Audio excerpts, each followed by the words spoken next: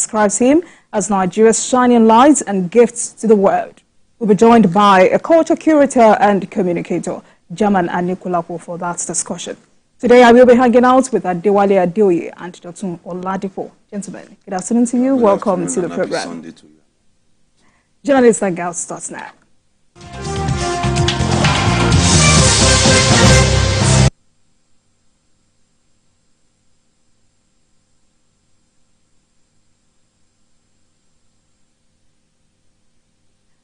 Thank you for staying with us. Now let's begin on a lighter mood and the importance of talent. One of Nigeria's finest Afrobeats music exports, Divine Ikubo, popularly known as Rema, numbered social media into frenzy with his performance at the wedding of Asia's richest man, Mukesh Ambani's son, Anand Ambani. Rema earned a whopping $3 million, which is about 4.5 billion naira, for his appearance at the wedding on Friday, sparking renewed interest in the music industry by some Nigerians. Many youths now see Rema's success as a motivation to pursue their careers in the entertainment industry. Gentlemen, it's worth it. I mean, this is huge. Mr. Oladipo. Yeah, well, I think it's a good step for Nigeria, Nigerians, that are getting recognized world stage. It's a big one. But we've always been recognized. Yeah, I mean, in terms of monetary compensation, it's a good one for us because there were other artists who played at that wedding. One of them went home with $10 million. So we weren't told how much the second person went home with. But I mean, it's a far cry from when you'll have an American taking maybe the $10 million, and then you have a Nigerian being paid $50,000. No, we are pushing it up. Even when some of these artists, the foreign ones, come into this country before, and they want to go on shows, we've had a situation where there was a fight over having Nigerian artists in the business, I mean, in the economy section of the plane, and then those who came from outside in the business and first class. Those disparities are going off, they are thinning out now. Because when you actually go and you look at the charts, Nigerians are also moving up. And that is passing a very strong message that we have arrived. Not just in Nollywood now, but also music. I think if we keep it up this way, our artists can earn more and be better recognized. You know, this particular song has always been big. That's Calm Down. But Selena Gomez jumping on it even made it bigger with 912 million views on YouTube. Yes. How do you? Clearly, the source of wealth is the infinite power of people to imagine things they can do to make the country a better place. This young man is just 24 years old, right? And he has been able to transform, Nigeria beyond mayor. It shows that there are a lot of things younger people can do, not just to earn a living, but to stamp their image, on the global map. It's also an indication of the contribution that the music industry can make when you are talking about job creation or gross domestic product of any country. In UK, for instance, export of music is about $4.5 billion. In US, it creates about 2.7 million jobs with about $170 billion annually. So it shows that if we are talking about development of any country, music, is also an aspect that should, the art, the creative art, is also a strategic aspect when you are talking about the economy. It's not just about oil. It's not just about gold and diamond. The people's power of imagination is also a source of wealth on its own. So this is exactly what this young man has proved. Somebody who grew up with a very poor background, was for a person, he even lost his father at a very young age, and he was raised by a single mother. But he was able to stand up from an unknown, obscured community in Edo to become a global star. So our younger people should think that everyone has one talent hidden. So today, if any child says, okay, mommy, daddy, I don't want to become a doctor, I don't want to become an engineer. Don't discourage him or her. Don't discourage him or her. We have seen clearly that, if you are into creative art, you can also, make a lot of impact in the world. So I'm really happy for him, and I'm happy for this country. And it shows that Nigeria really has a lot of potentials in our younger people. All right, Doctor, any final take on this before we move? Well, it's fine. Now we can see that even Nigeria, the present government, is also seeing the light, so to say. Before is when we'll be able to refer to youths as being indolent and lazy because they want to sing. Now it shows us that we can go places. The Ministry of, there are different ministries, creative economy. You have one focusing on, different aspects of our entertainment industry. They are being covered now by the different ministers. And that's really good for us. If we can plug properly into this and ensure that the country also makes a gain from it. It's not just for these artists to collect the money, pocket everything. But let's see what... But also, do you think this young man has grown because he has good managers? He has people, or he has this management who wants him to grow? Yes, that's recently we've had issues where artists and their managers, continue falling out. So do you think this is also because it's in good hands? It's in good hands, and it's also teachable. Because there are some people, like we joke, when, there was this joke, and somebody was saying at a function that there is nobody who is not manageable. And I said, the person should go and manage Portable. Then come with the outcome. Let's see it. Is Portable is not manageable? And he has proven that over and over again. All right, gentlemen, let's move on quickly. The desperation by Nigerians to travel abroad in search of a proverbial greener pasture is descending into chaos as morals are being tossed into the wind just to satisfy such desire. Detectives from the Lagos State Police Command arrested a couple, Uchenna Ezekwe, 28, and Chineye Ezekwe, 22, for allegedly attempting to sell their 2-year-old child. The motive was to use the proceeds from the sale of the child to secure documents for the husband to travel to Canada. The lead was blown open during their intention to sell their child at a Solo General Hospital in Lagos. And in their confession, they revealed that it was a hard decision, but best for the child to be in safe hands of those who can provide. Must the end justify the means? Adeoye, let me start with you. Well, I think I'm happy that the police were able to track down this couple. Because if they were not tracked, they probably would have sold this innocent boy. Or have used the money to travel abroad. I don't think there is anything on earth that should propel any human being to take a decision, no matter the level of poverty, that the next thing is to sell one's child. No matter the level of poverty. When you go to countries like Chad, Mali, you see people, the extreme, in fact, the edge of the world. What keeps that those kind of families moving is the family. Wake up, you look at your child. It should be enough source of joy.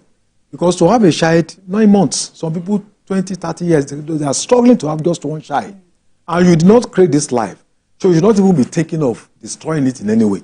So for a couple to make up that decision and to even agree among themselves, it shows that there is a working relationship between... They believe they're still young and they can still have more children. Yeah. If they believe they are still young, but the fact of the matter is that a child, that will take that decision to sell that child, I think is the most wicked, savage, irresponsible thing anybody can do, no matter the level of your poverty.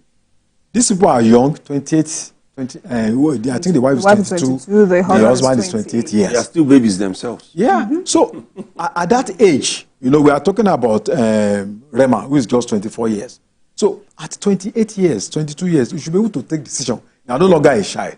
that you have a child, then the next thing is to go and sell that child. And I think it raises a lot of issues.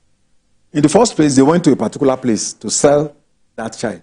Does it mean that there is information that those people are involved in, you know, in selling children? Because somebody must have advised them, go to this place, that's where you can sell your child. And then this child is so innocent. It's not even sure of the motive, you know, so they are just trying to throw that child into the dark without even its knowledge of the consequences.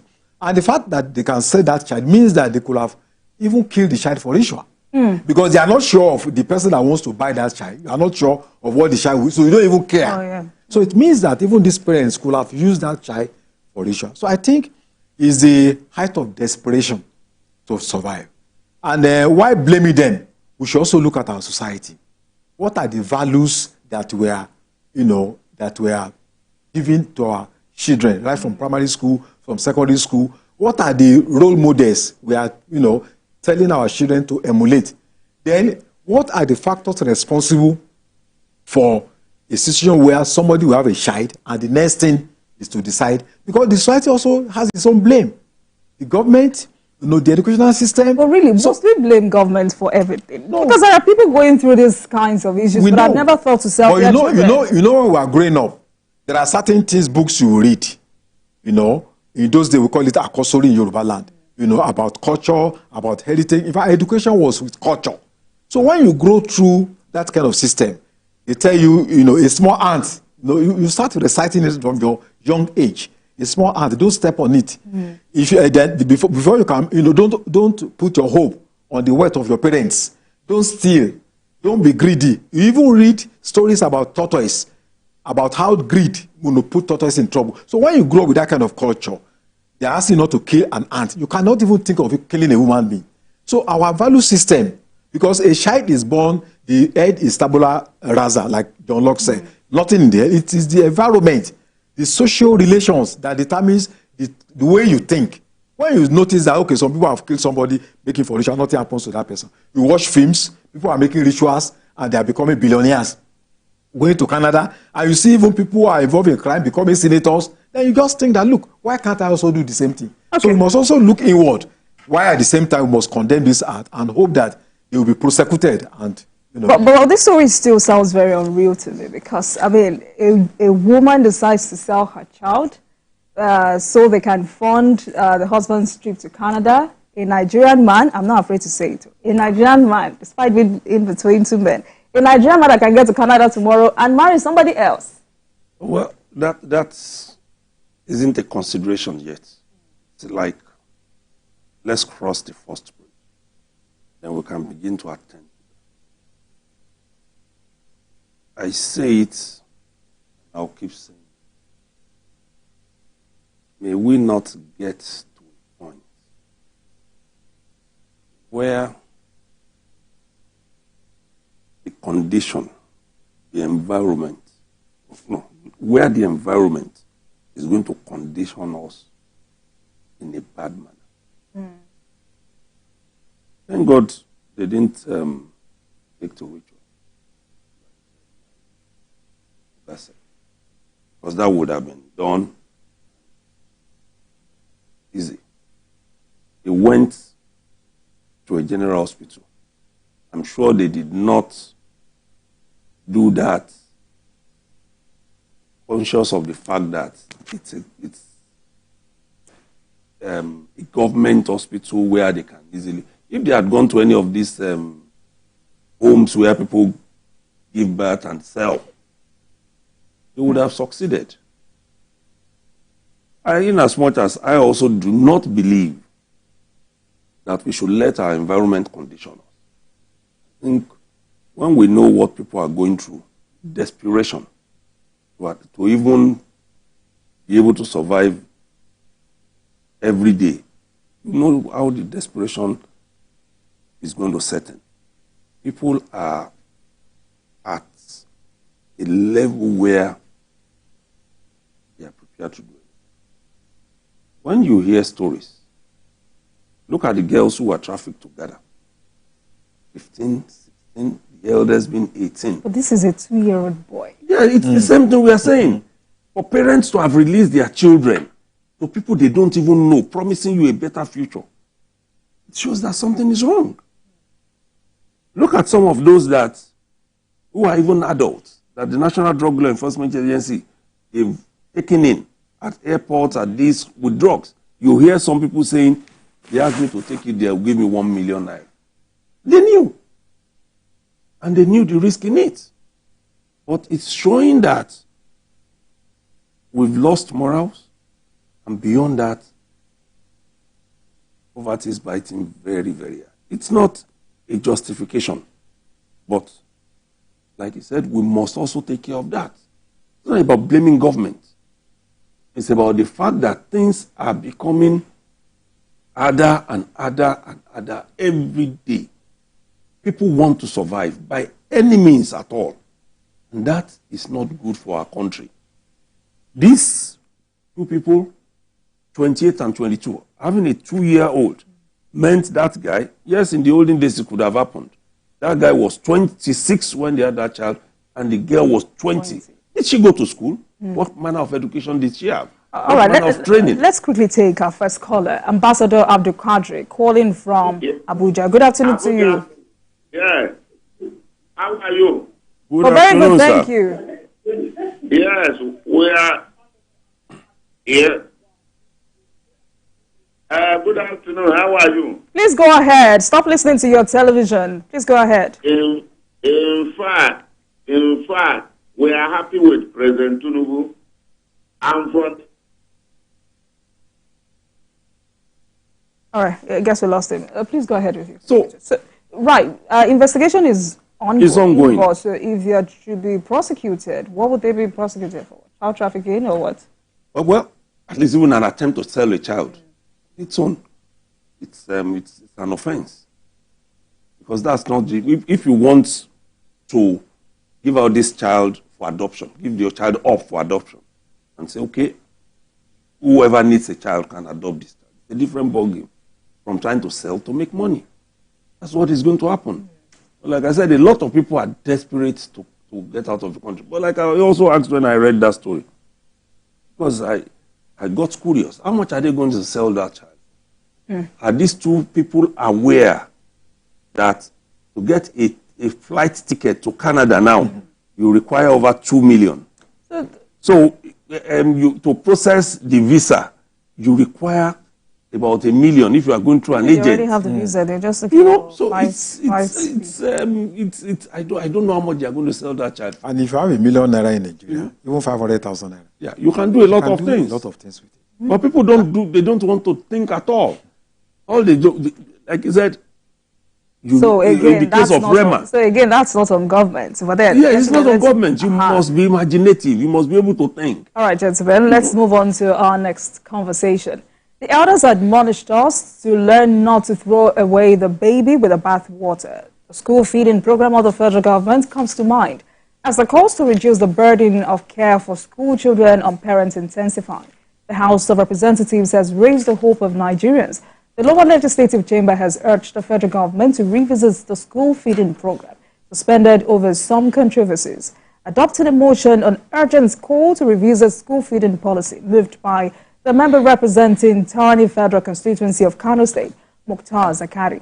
The House noted that the philosophy behind the National Homegrown School Feeding Program is to encourage enrollment into public primary schools, address childhood hunger, and improve ability of pupils to concentrate and learn. Following the adoption of the motion, the House mandated its committees on special duties and finance to invite the ministers of special duties and intergovernmental affairs, education, and finance to revisit the program and propose solution for its future success. Adeoye, let me start with you. Do you think we need to revisit this program? I mean, if you look back at the controversies this initiative generated. Well, the government usually, use very good policies, very fantastic policies. The school feeding program, for me, I think it's one of the best policies we've had. And we have seen practical examples, especially in Osun State. The first month that the policy was introduced, school enrollment grew by 28,000 pupils.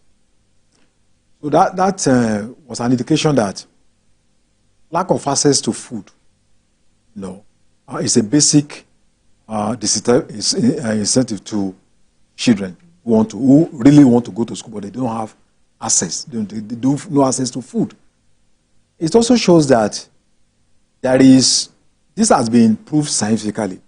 There is a link between the quality of food children eat and their IQ. Because the food you eat produces amino acids that enriches your brain. And that's how you find out that in most sub-Saharan African countries, poor countries, why their children cannot compete favorably, in terms of international relations on every aspect, is the fact that the quality of food our people take compared with what people take in Asia or Europe. There was an experiment conducted, I think late Professor Sophie Oluwole was also involved. They brought in African children all over the world and all that. They discovered that at the level of 5 years, the IQ of children all over the world is almost at the same level. But from the age of 5, the average African child suffers some kind of deficiency. Because from age 1 to 5, you are still retaining nourishment from breastfeeding. So we now find a situation where if children don't have access to food, their ability to develop the brain that God has given to them will be stunted. So there are so many reasons why I think that if we can provide feeding for our children, it's going to reduce the number of street beggars, that we find our children do. It's going to help the nation to discover hidden potentials in the younger ones. It's also going to help our educational system. So I think it's a very good policy. But now the implementation. It's one thing for you to have a policy designed to be, an element of political economic development, social service, or some people think it has to be driven by profit. So I think increasingly we are seeing a situation where the food, school feeding project, some people consider as a profit that, okay, contractors who are going to make money from the deal. How much can we make from the deal? The quality of food is not important to them. And then there's no assessment of the end product. What impact is it having on those children? So the problem of sustainability is there. And that's why I think if they really want to go back to it, I think it's a very fantastic program. But implementation, I don't see how we can implement giving food to children if local governments are not involved. If it's just a federal government policy. I don't see how you can do this without involvement of communities. Communities, they own these children. So you must involve them if they are to supply them food. If you involve women in the communities, it will even be cheaper. They can come there and help to produce the food because they know the food is going to their children. But we have a situation where this thing is given to political contractors. And at the end of the day, it does not serve its, its purpose. Its purpose. So I think it's a very good program. But in terms of content and implementation, I think there is a need for paradigm shift to be more community inclusive. Adeoye has raised two valid points: sustainability, implementation. I'm not a fan of any program that makes money directly available. I've never been. It's not because they are not good. It is because of who we are in Nigeria. Unfortunately, we do not have a system that has sufficiently punished wrongdoing to be able to pass down this message adequately.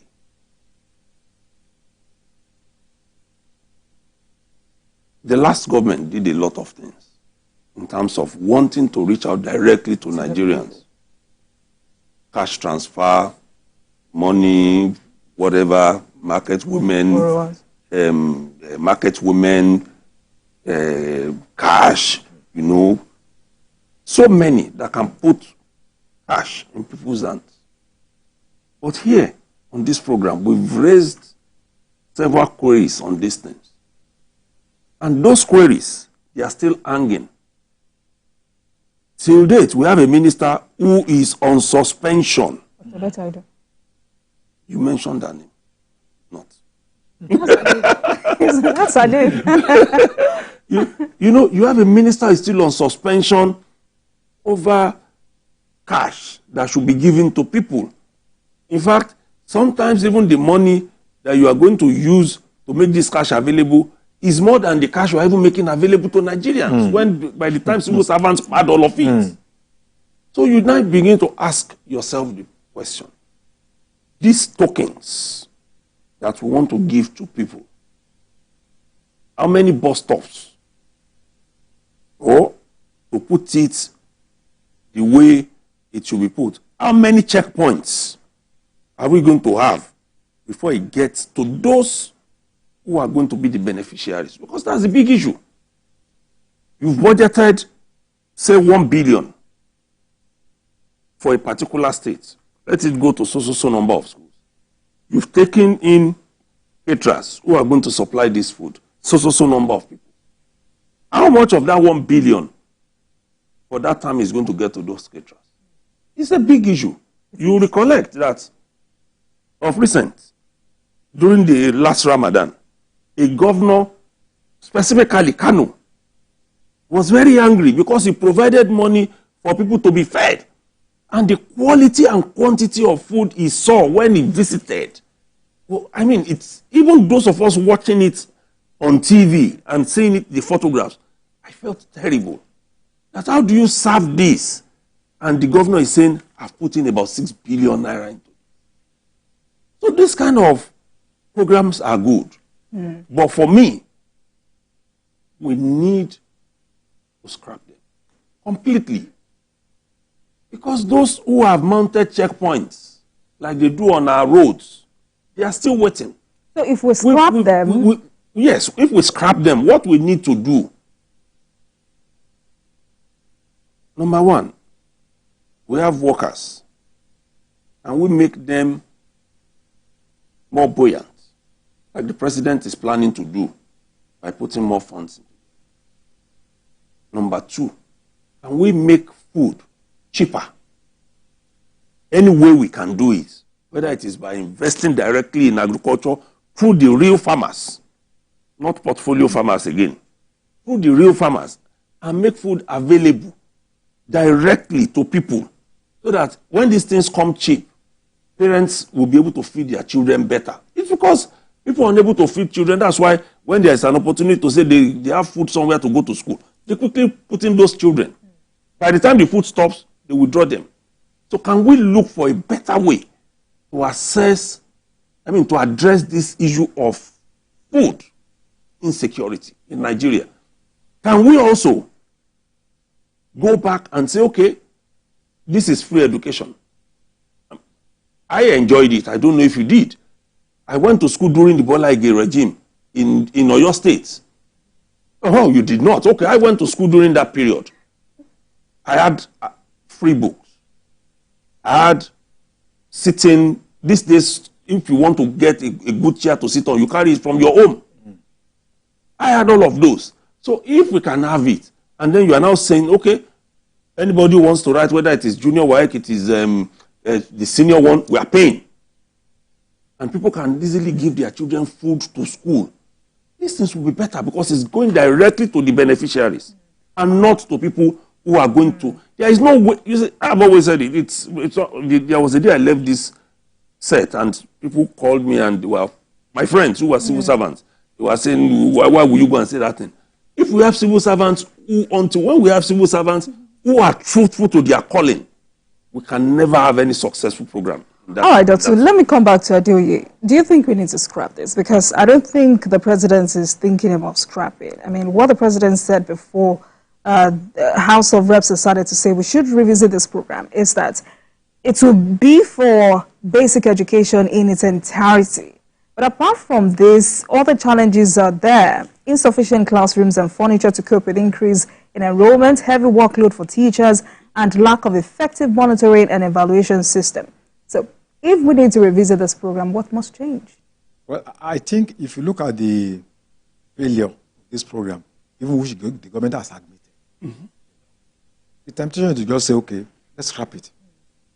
More so that there is no enough evidence to show that those who want to implement this program are coming out with a different methodology. So there is that temptation that, look, so I really agree with him.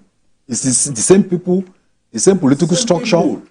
However, if we can redesign the program, for instance, when I was in secondary school, we used to have farms. And to a large extent, we provided our own lunch. There were secondary schools that were even, producing bread. So if at that time, students could have farms, and then we had community farms. I remember in those days, the community would bring the food together and cook. The women from each household. So I think we need to put indigenous content. You cannot have a program where the beneficiaries are not involved. You just, as a contract, just come and give it to the people to. It's not going to work. So if there is local content, the communities themselves are the drivers, and there is inclusion of local communities, I think it will be a better program. But we should not have it as a permanent program. It should be an ad hoc project. I agree with what you have said.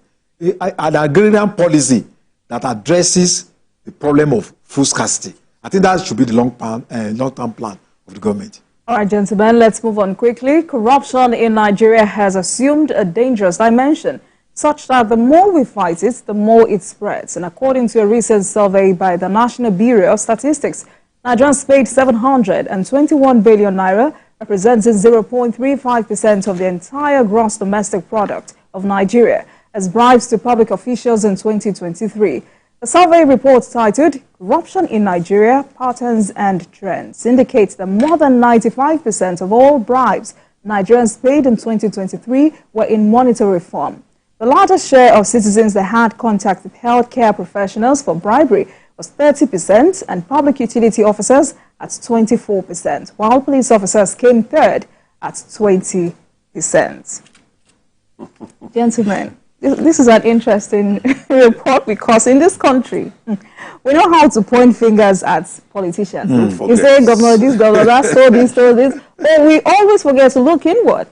Don't forget that a survey is usually for a small demographic. It's not wide. I'm sure if we go really into this and you say, okay, we've opened a website, come and put your experience there, I'm sure the entire budget we have will be covered by this, because it's everywhere. You go to the government hospital where they say this should be free, you still have to pay something to somebody to facilitate it, otherwise they won't attend to you. So many things are wrong in terms of approach to running this country. And when you look at it, the bulk of it has to do with those we are using our taxes to pay. The bulk of it. I mean, civil servants, public servants. That's where you have the largest share of it, because a lot of private companies, yes, you will have all of these things there where somebody is sitting on the contract you ought to do and you still have to, but the bulk of it happens in the public sector. And this report is just, it's more, like they would say, tip of the iceberg. It's just too small. If we don't tackle corruption, like the former president said, Muhammadu Buhari, it will kill us one day. And that is what is happening everywhere. That's why some people, when you tell them, why are you not in the hospital? You are ill. They'll say, I can't go to the hospital because I can't afford to. You tell them, but the government is running this free thing for, were you there yesterday? When I got there, they said, yes, it is free, but I must bring this. I must bring this. So why can't they just, why then do I need to go there? Because indeed, government is trying as much as it can to ensure that they make pronouncements. Let's take a look at what happened in the first week of running the Onje Eko in Lagos. Some people constituted themselves into authorities and did things the way they wanted until some people were sanctioned, and heavily so. That was how the program was able to run much better. But in the first place, do we need, as citizens, to inconvenience other people because we are in a position of authority? Just small, oh. Because sometimes I imagine when we see a policeman on the road threatening to kill somebody because... So if that policeman becomes a governor, what happens? Then you can now imagine those levels of power as they go up. Government needs to do something and do it well. And we as citizens, we also need to insist on our rights. Yesterday, the police said the electronic CMR, the implementation is going to begin on the 29th. You go to the social media and see what happened yesterday. People are now so scared because they know that those guys on the road, policemen, they are time to, yes, they will extort inconvenience and inflict pains on Nigerians. That's why, quickly, for me, I've advised people, go and do it. I did it about 3-4 months ago. Go and do it.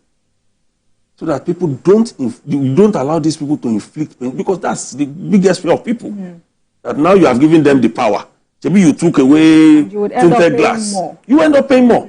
Because they will tell you that when we take you to the station, it's 50,000, but here we can take 25. They turn it into a negotiation. All right, Adeoye, just to corroborate Dotsun's statements, this report says bribery was most rife among prosecutors, land registry officers, customs and immigration officers, though Nigerian judges and magistrates received the largest kickbacks. Yeah. You see, when you look at that amount, somewhere around 721 billion. 1 billion. Years back, that should be the entire budget of a state, at least for 1 month, or even for 1 year, at a point in the past, even not because of the devaluation of Naira. That is a whole lot of money. It is enough to build a textile industry from the scratch that will employ thousands of people and sustain them for decades. It's enough to build roads. It's enough to build hospitals for a lot of... It's even enough to build a university. That's a whole lot of money that has gone into private pockets. So I think in the first instance, this is coming from the Nigerian Bureau of Statistics. So I commend that institution because it's not yet politicized. It's coming out with facts that can help the country to develop. Working with United Nations Office of Drug and Crime, which is also a globally reputed organization with headquarters in Vienna, in Austria, established in 1997. And all over the world, that organization is respected. This is just a small, narrow survey, but it gives one an impression about what is going on in our country. And I think there are some striking things, revelations in that research. That 95% of these bribes came in form of cash and transfer. So it means that even though we are trying to introduce technology, people still, it does not stop people. If you want to pay for a passport, some people will still tell you pay to his private account. And then from there, he transfers it. What you are paying, maybe 15,000 goes to the government, he has added 5,000. You have to pay, even driver's license, you know. Even you want to get C of O, see, it's all sorts of cartels. You want to get C of O, you pay to private accounts of civil servants. Why should that be when government has its own account? So, and it also mentioned that, which actually gave me a lot of concern, mentioned doctors, medical doctors, that the rate of taking bribe has gone up. It means in the health sector that even used to be immune from bribe and all that, this problem is also there. I went to do tests recently, and the lady was telling me after I had to pay 10,000 naira for blood test for someone, say, what of my own organ? You are not even considering the fact that where will I get money to even buy the necessary medicine? So, corruption is a phenomenon that is common among Nigerians, irrespective of class, whether you are rich or poor, armed and defenseless people are alike, rich and poor, and even children and adults. Go to some secondary school, primary schools. People want to contest for senior prefect. They are distributing gala, and the teachers are watching them. Adeoye, let me pause you for a moment while we take this commercial break, and we will come back to continue this conversation. Please stay with us.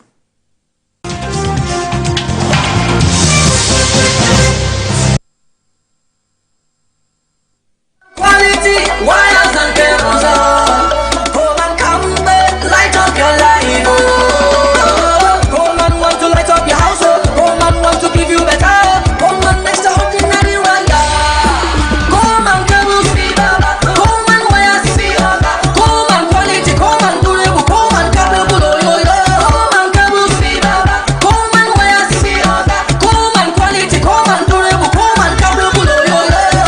Everybody, come and see. Come and wires, wonder things. Brother, sister, uncle, auntie, go get your own.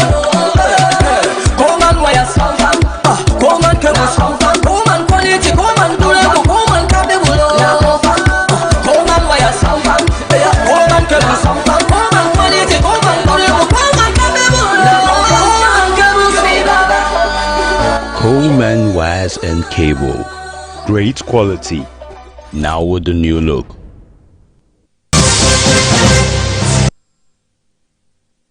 Welcome back to Journalist Hangout on Sunday, and I have been hanging out with Adewale Adeoye and Dotun Oladipo. Gentlemen, let's move over the conversation. You know, I read a book a while ago where Chief B.C. Akwande said, a country where everybody is corrupt like Nigeria, nobody can solve the problem. Corruption is not the first thing to fight, otherwise you get perished. The mindset is corrupt. But how come, according to this report, people in rural areas paid more than people in urban centers? My thinking is that people in the rural areas are vulnerable. There are no institutions to defend them. So when you come and say, look, I want to arrest you, I'm taking you to the police station. Because of his level of education, because of his which lawyer is going to, which lawyer will help him? Will he have access to justice? So the next thing is to bribe. The level of education there, is compared with what you have in Ogun. But I also think that certain things we also notice in that report is corruption is more prevalent in the public sector compared with in the private sector. And there are people that they interviewed, 65% of them said they got their jobs through bribery. So if you want to get a job, for instance, as a policeman, you need to bribe to get that job. That's common. What's the moral authority to say that you should not take bribe when you bribe your way to get the job? So that's the problem. So 65% got their jobs, they have to bribe. So when they get to that job, there's already moral deficit. There is no basis for them That's the way they do it. That's the way they do it. So either through bribery or nepotism or a combination of both.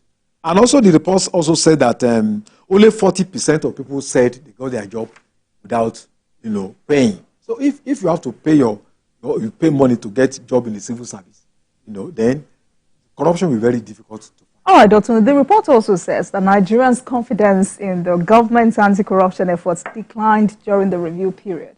Is this about EFCC? It's not just, it's about everybody. All the agencies. And government's anti-corruption Yes, efforts. because whichever way you look at it, the police is also supposed to fight corruption. All these bodies that we mentioned in terms of law enforcement, they're supposed to fight. They are not supposed to. You meet a road safety man on the road, he's supposed to take a bribe from you. If you do anything that is, or you have an infringement or infraction, the man should just book you, and so even the chairman of the EFCC admitted when he came that he had a lot of stories about people, prosecutors of EFCC, who are already compromised. It happens. Whichever way, anywhere you look at it, a lot of us who have been reporting the military and the police and other security agencies, we know how they do these things now. But the Attorney General of the Federation is urging or has called for the urgent passage of a robust whistleblower protection law in Nigeria. For me, help. See, it's not about the law. Like I said, it's about the person, the thing inside of us. That's why some of us have always been saying, even if we can't do nothing, let's keep talking through the national orientation agency. But is it realistic? Is it realistic? It may not be, but that's the first thing to change. So I think if the law is there and somebody knows that, oh, okay, this policeman has done this, I can tell this person, I can tell this government agency, and I'm safe, I think that would go a long way. Don't we have the laws? That's the question I first asked. We have the laws. Getting more laws is like duplication. We already have everything that we need. Some countries have unwritten laws. Yeah. Are they corrupt? Yeah. It's not about the laws. It's about who we are. Like you said, if I know, for instance, that I want to join the police or any of these security agencies and I'm going to have access to a gun, and the money they want to pay me, I already know that I have a wife and 4 children. It can't go anywhere. Then it means there is something in my mind wanting to join that service. And that is what is happening. Some people, it is customs that they want to join. Put them in the office. They will bribe their way to go on the road. Right. The same thing with the police. This everywhere. Look at what happens even with our so-called anti-corruption agencies. The only one that it's always very silent because they don't put themselves in the media is the ICPC. Yeah. Right. Others, we see them, we see the way they behave. It's All right, gentlemen, so let's move on. Let's go to Ogun State. For the people of Ogun State, southwest Nigeria, it may be better late than never regarding the bad roads that dotted the landscape. After coming under heavy criticisms for the alleged neglect of some of the roads in the state, Governor Dapo Abiodun has directed the contractor handling the construction of Denro Ishasi Akute Road to complete the project in 2 weeks. During inspection of roads in Ojodu, Akute, Alagbole, Okearo, and other areas, Governor Abiodun assured residents that his administration will ensure timely rehabilitation and construction of the Ojodu, Ishasi, Okearo, and the Ajun, Alagbole, Akute, Agbado Road in a local government area of the state. The governor also assured residents that one side of the Agbara Usada Ato Road will be completed in September. Let's share the story by TVC News. Kazim Olowe with you.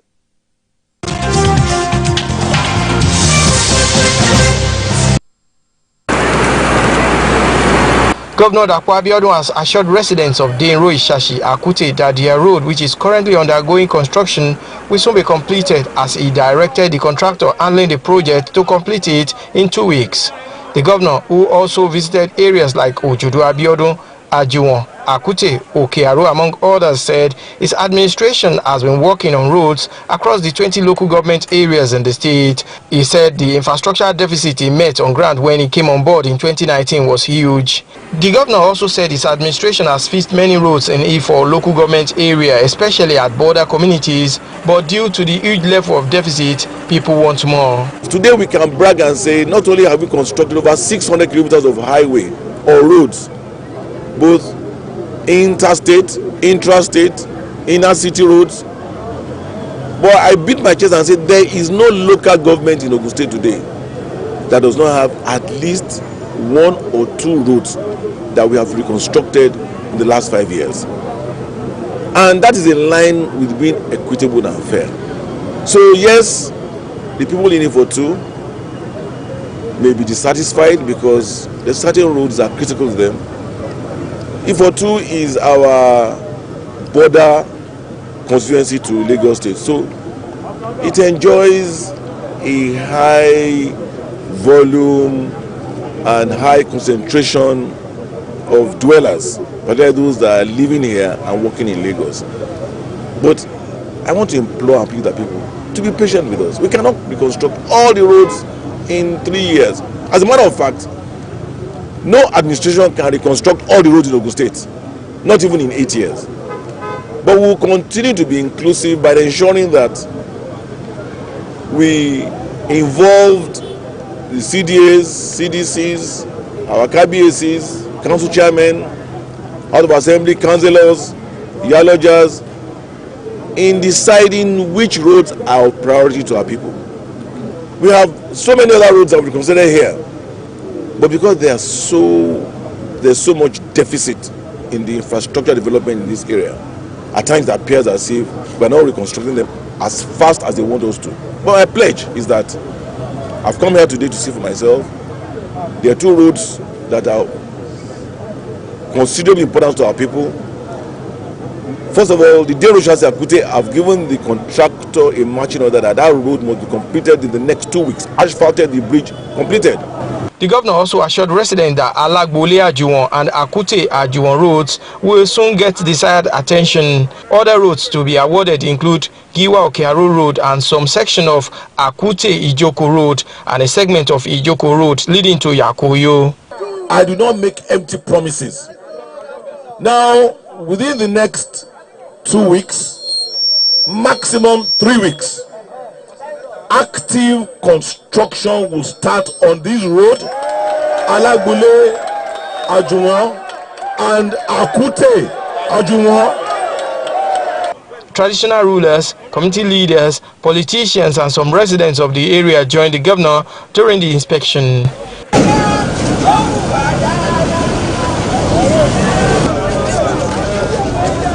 The governor has emphasized the importance of good roads to economic development and well-being of the people. He made this known during the inspection of the 20-kilometer Agbara-Rusada-Aton Road in Ado-Odwota local government. While narrating the efforts made by the Ogun and Lagos State government to take over and reconstruct the Lagos-Sango-Ota-Abeokuta Expressway, Governor Abiodun said they were frustrated by the administration of former President Muhammadu Buhari. He said the request was eventually granted by the administration of President Bola Tinubu, but due to stiff opposition from some federal officials on the transfer, Ogun State government was forced to formally award the contract in May this year with or without the necessary transfer papers. All our efforts to take over that road were frustrated. That road kept on going from bad to worse. Our president sometime, I think in April, at the Federal Executive Council, pronounced that the road should be transferred to the state government. You are all very excited. When it was not forthcoming, as a responsible administration, we decided that with or without the formal papers, and I'm saying this for the records, I remain to be controverted. With or without papers, we will go ahead and take over that road. So we went into our State Executive Council and we awarded that contract. That contract has been awarded since, I think, May of this year. On Aton-Lusada-Agbara Road, Governor Abiodun said the road was impassable when he came on board, and after waiting endlessly, he decided to commence the reconstruction. He said the first phase of the road would be completed in September this year. The trucks, trailers that are coming from the port can enjoy the dual carriageway, easily, go in and out, effortlessly, so we can increase productivity and enhance the operations, and now focus on one lane beyond the OPIC entrance, all the way to Water first. He informed residents that most of the negative content shared about his administration on social media was sponsored to distract him or tarnish his image, but assured residents that he would not get tired of facilitating development across the state. Kazim Olowe, TVC News, Agbara.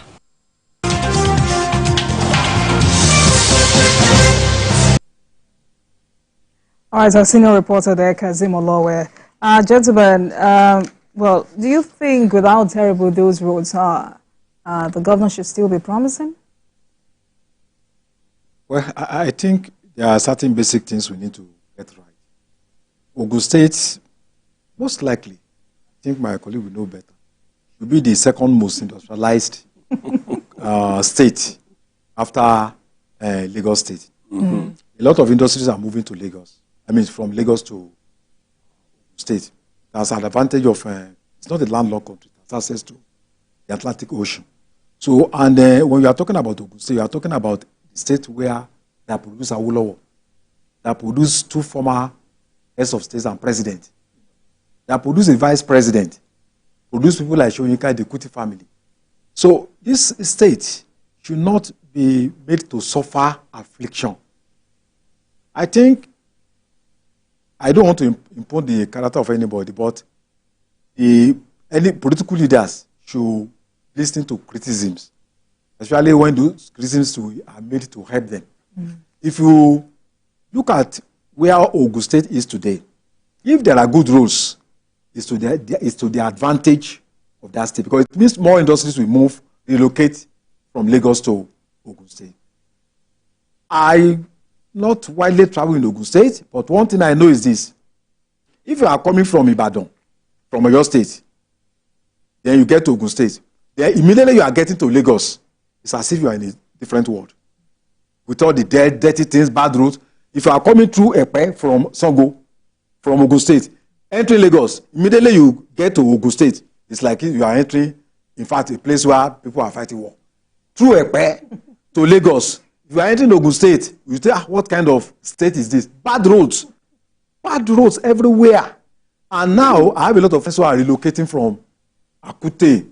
They build 5 houses there, they can't live there. They are moving to Lagos to rent 2-bedroom apartment. So the question of roads, Ogun State generates 130 billion naira IGR in 2023. And I also know that what you are getting from federal government is not small. So I think roads should be priority, because at the end of the day, if you are governor for 8 years, you are going to be ordinary citizen very soon. You will go out, people will meet you, and they will point fingers at you that, what did you do for your people? So if he has done beautiful things, he has not done enough in the area of roads. Enough that people can notice him and then commend him. So I think if you look at Ogun State too, a lot of advantages, 16,000 square kilometers, so huge. 6.3 million people. You understand the point? Access, very close to Benin Republic. Then you have a lot of industry. So what is absent is creative thinking. If not, Ogun State is in a position to generate enough money to build super highways that will link up with Lagos. So the state is not tapping the potentials that it has in getting close to Lagos, the affinity it has to Lagos. I think Ogun State is not tapping it. I believe a lot of Nigerians, a lot of people living in Ogun State are not happy with the state of roads. So he needs to do more to make people to change their attitude towards what he's doing as far as road construction is concerned. Well, okay, let me ask Mr. Odoti, do you think this is lack of creativity, or what Yorubas call talomamumi? Well, when we look at what has happened in that, I think it's a matter of choices these politicians. Some of them want to follow the rule or the saying of the Yoruba people, that if you give a madman a hoe, the first thing he's going to do is to farm towards his own self, on one side. Number two is that we don't even have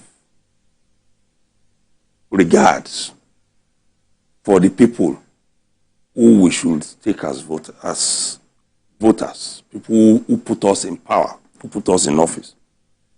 When you look at that axis that we are talking about, it has a huge population that can determine the fate of any governor in that state.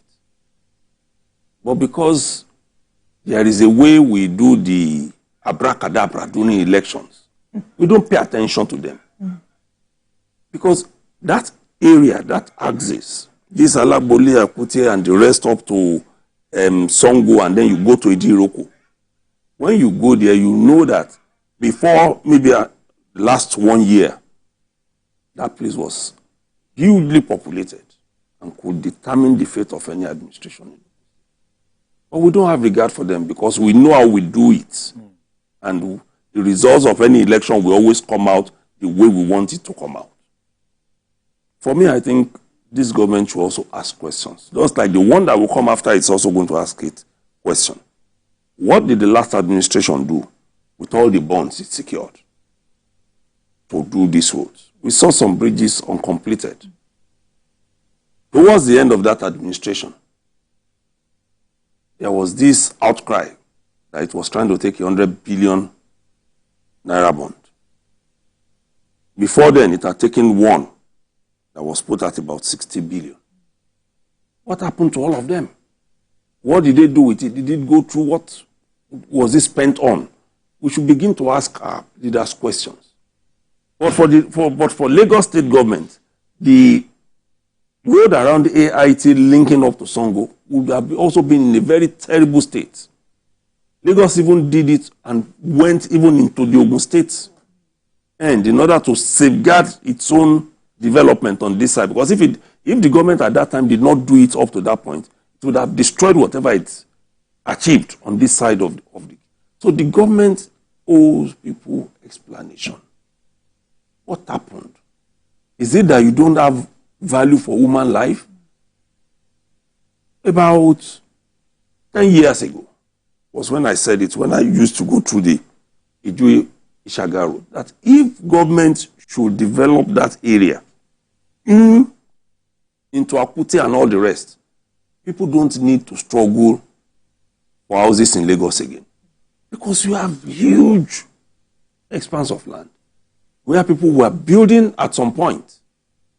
At least if I don't know, I know of about 4 or 5 journalists who have run away from that side. Some have built houses here, some have gone to rent houses. They are still trying to sell the houses they have there, but they can't because nobody is going there again. One person told me a story that the day they were going to take somebody to go and inspect the house was the day it rained. And then that was how the whole thing ended. Meaning that we have potentials there. Can our people not see? Can we not think? People pay you taxes, staying in that axis, and you can make more from there if the roads are good. So we need to start asking our people questions, including this government that is in power now. What are you doing with the resources of the people that you cannot reach out to those from whom you get these taxes? I think Ogun people have really tried, and it's high time they started asking questions. Exactly. To demand answers. They need it. Gentlemen, let's move on quickly. An American religious leader and head of Nation of Islam, Louis Farrakhan, once said, "There really can be no peace without justice. There can be no peace without truth. And there can be no truth unless someone rises up to tell you the truth." In view of this, the Chief Justice of Nigeria, CJN, Olukayode Ariwola, has looked into the eyes of some of his colleagues and told them the truth. Justice Ariwola vowed to sanction erring judges involved in issuing conflicting court orders. The CJN, who doubles as the chairman of the National Judicial Council, the body concerned with the appointment and discipline of judges, lamented the trend of embarrassing issuance of conflicting court orders across the country. Let's share the story by TVC News. Celestina Ivrea with you.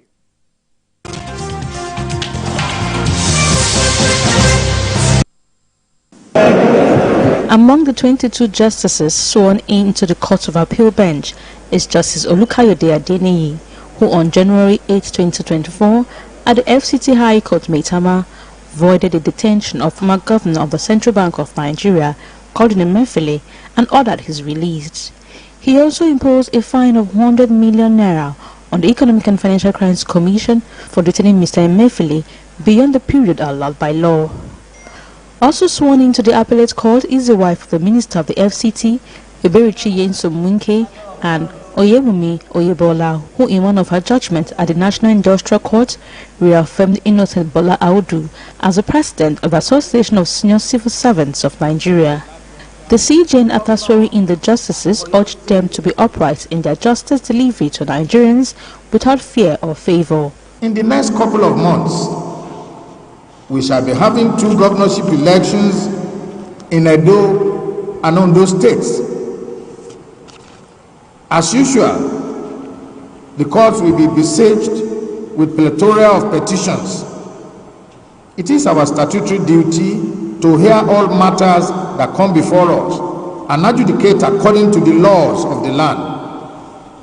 We must not falter, and we must not tread the path of infamy.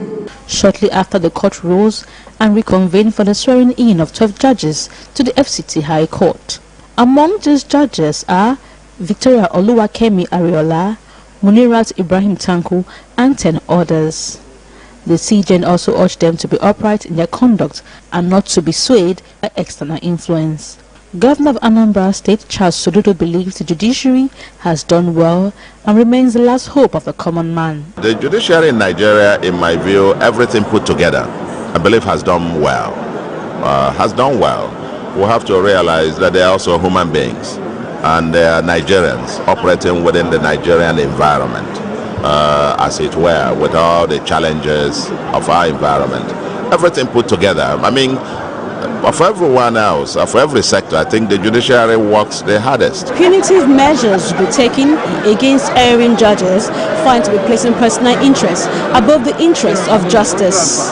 Celestina Iria, TVC News, Abuja. Staying with Judicial.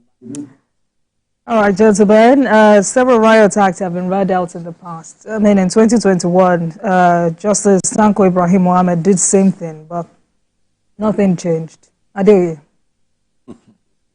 Well, I think in the first place, it's an admission, the fact that these are not well, we are talking about. It boils down to corruption. Because a compromised judiciary cannot defend democracy, cannot sustain good governance. Because when there is corruption, when there is misgovernance, it's the judiciary that everybody looks up to. In the past, we used to talk about the judiciary not being paid, but I think that is now in the past.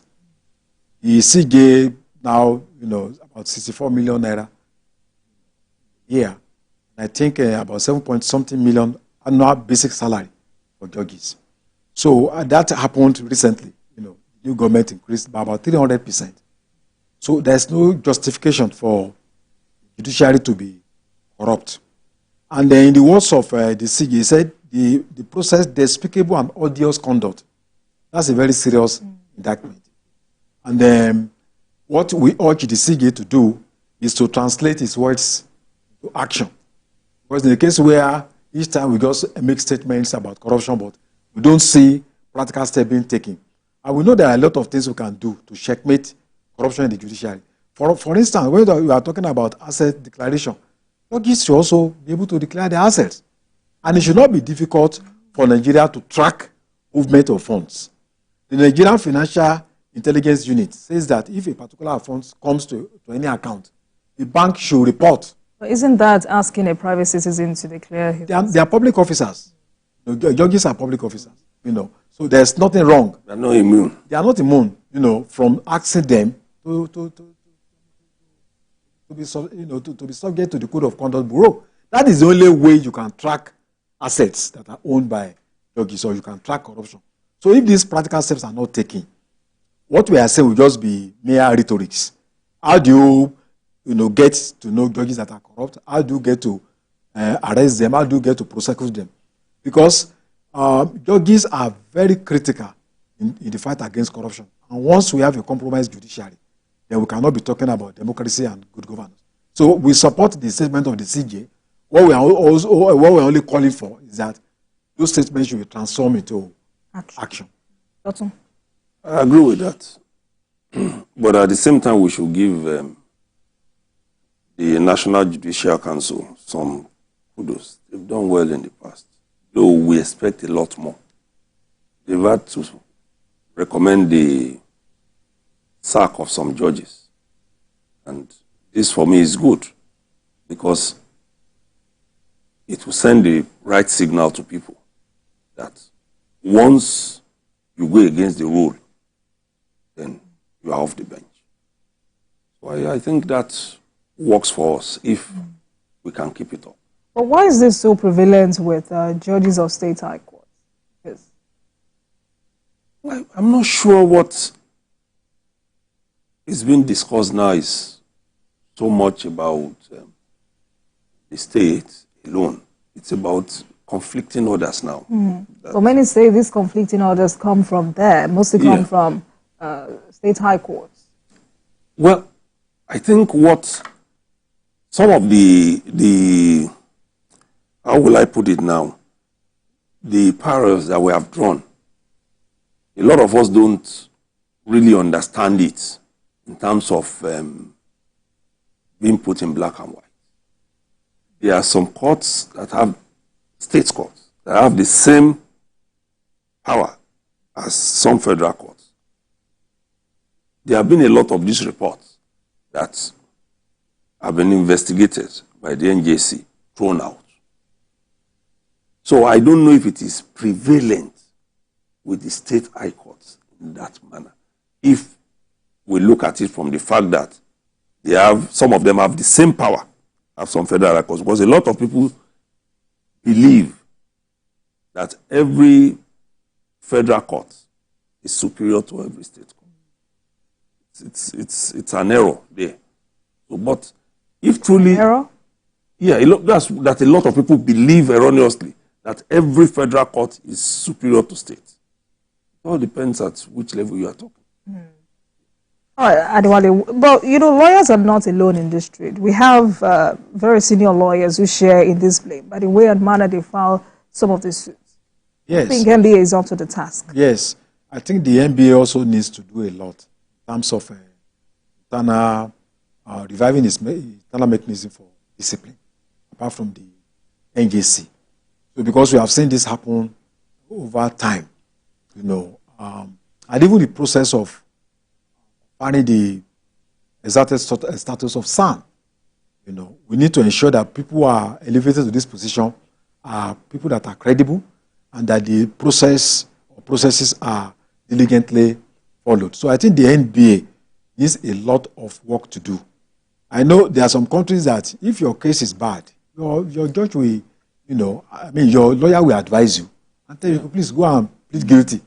And even there are some cases you take to court in UK, if they know that this case, you did not handle this way, there is going to be petition, and then sanction against the lawyer. So I think the NBA needs to do a lot of work. It's not just the NJC alone. Because when you are talking about the justice system, it also has to do with the petitioners.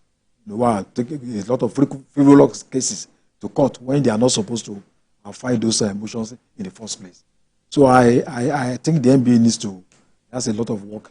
But apart from conflicting orders, is this also the issue with jurisdiction? Why do you think judges sit and hear cases they know they do not have jurisdiction over? For me, I think there are two things. The first one is corruption. Then the second one is experience. Experience. Which has to do with training.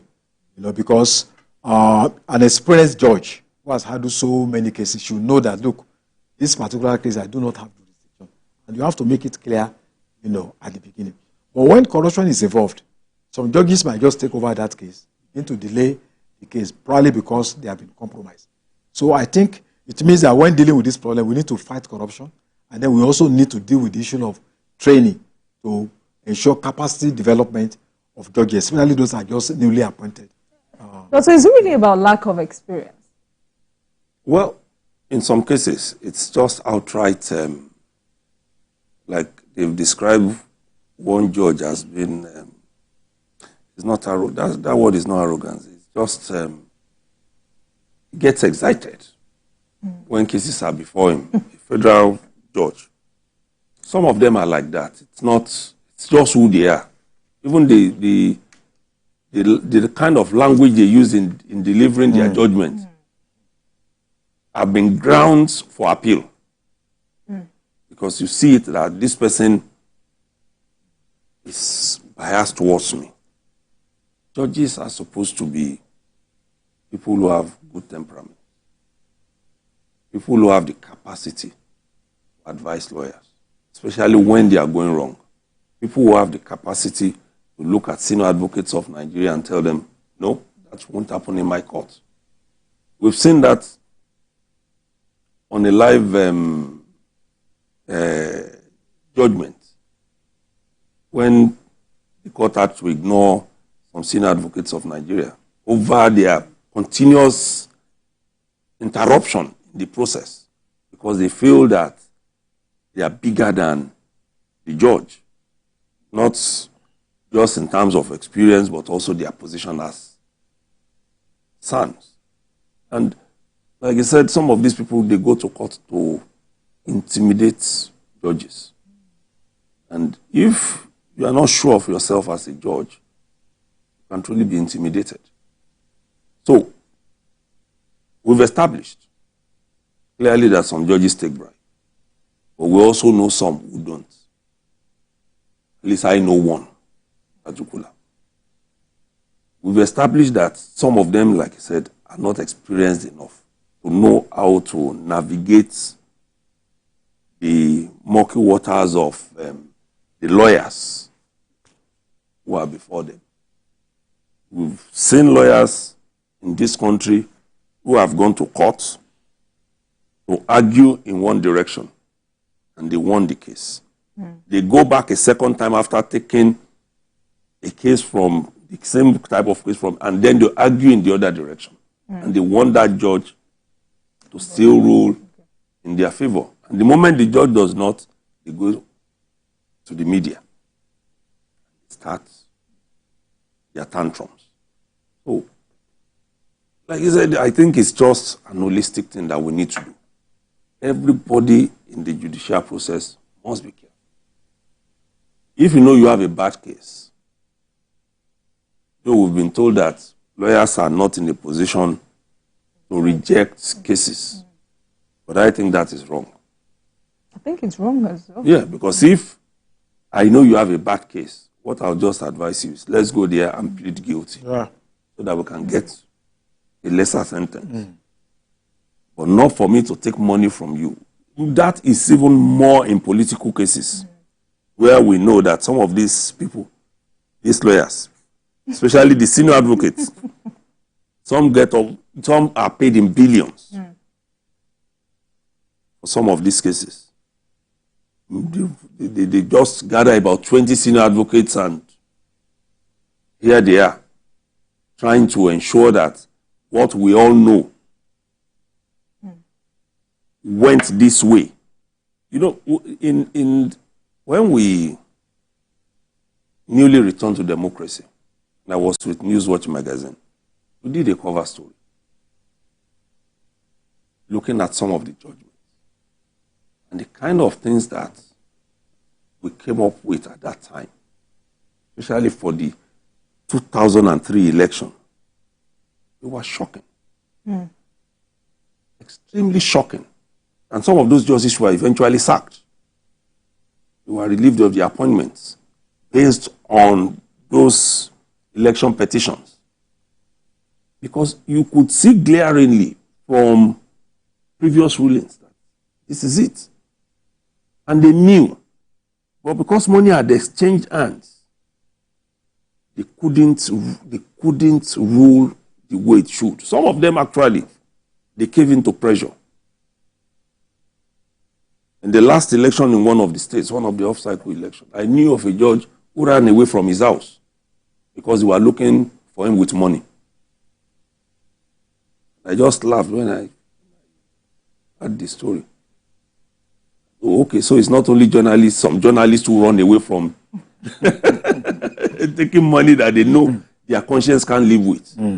Somebody who delivered, what do they call it in judicial, where a judge goes against two, minority judgment. I said, no, I stand by this. I stand by, they were looking for him to change that judgment. He said, no, I stand by it. And before you know it, something happened, and then some of those judges who ran together, they fell into trouble. So it happens. But for you to take a particular profession, you must be sure of what you want. Like we said during one of the earlier discussions, some people take certain jobs because they know that is what I want to go and do. Let me go and use it to look for money. They call it retirement money. If it is big enough, they take it, they give the judgment, they damn the consequence. All right, so Adoye, do you also think that based on this conversation we're having now, there should be a more rigorous screening when it comes to appointments of judges? Absolutely. There should be, rigorous screening, free from political interference, based on credibility, based on integrity, based on the background checks of the judge. And it's not just about screening, it's also about promotion, of judges. It should be based on the merit. Because if these things are not based on merit, you already compromise the judge. If the judge is going to get appointment by, a giving bribe to some people, then that kind of judge is not going to sit down there to dispense justice. Just do dispense justice for personal gain. There are times your integrity will get tested, just like former governor of Lagos State, Basile Fashola said. Integrity not be. I remember exactly what. Yeah, see, even as journalists, each time we go out, your integrity is tested, and I believe our ability is to respond to the dictates of our conscience. Because once I don't think there's any journalist whose integrity has not been tested. We have practiced for many years, over and over. But it comes to a certain point that people know you. Don't go to him, you will not take it. So we should be able to listen to our conscience, at least for the good of our society. Because corruption will also go back to us if we continue to encourage it. When we are talking about violence, we are talking about kidnapping, we are talking about instability, we are all victims just because we have a corrupt society that we are afraid to sanitize. And that's why if we want to deal with corruption, it cannot be isolated from the political will of the leaders who are genuinely determined to fight corruption. But once the political class is compromised, the judiciary will also have no other reason than to follow the standard. All right, so judges on one side, if NBA is to sanction lawyers who file frivolous cases, what sanction do you think befits this? It's always been there. You can take them to the LPP, which is the Legal Practitioners Council. It's always been there. It's just that people don't want to do what is right. Once there is money involved, people are prepared to sacrifice even their mom, or let's say dad, or parents generally. They are prepared to do anything. It's just a matter of getting the right, amount of money, cash, to compromise such people. So lawyers have always been sanctioned, and it shouldn't stop. We should ensure that anybody who does what is wrong, even judges can report lawyers. They do. Yes. They do report lawyers to the appropriate bodies. Some lawyers got reported during the last election, petition hearing, for bringing look at those lawyers who are fined by the courts during the election petition hearing. Because you already knew that this case has been decided by the Supreme Court. At the lower court, it was thrown out. You went through another opening to bring it back to the court, wasting the time of the court. The court said, okay, you are going to pay so much. And I think that is good. When you are made to pay very huge fine, which if you don't pay, your license can be withdrawn. Is that enough?